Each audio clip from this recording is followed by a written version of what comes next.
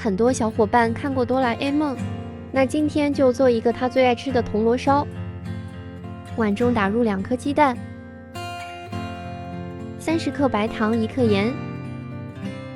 先用蛋抽给它搅拌均匀，直到白糖全部融化。再加30克牛奶，20克玉米油，15克蜂蜜。再把这些全部给它搅拌均匀。100克低筋面粉，2.5克泡打粉，给它们全部过筛。继续用蛋抽给它搅拌均匀，直到最后变得光滑，没有颗粒就可以了。搅拌好的面糊给它盖上一个保鲜膜，放在一边静置半个小时。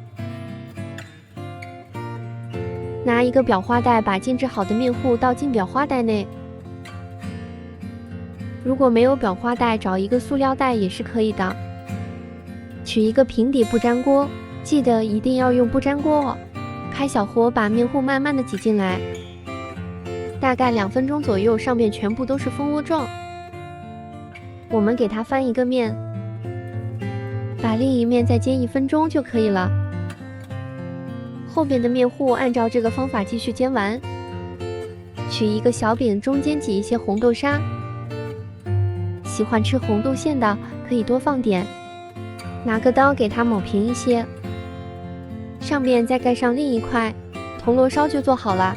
我们切开看一下，每一个里边都是这种蜂窝状。如果你喜欢吃别的馅，也可以加一些蜜豆啊、花生酱啊等等。我先来一口吧，味道还是不错的，主要是这个方法很简单。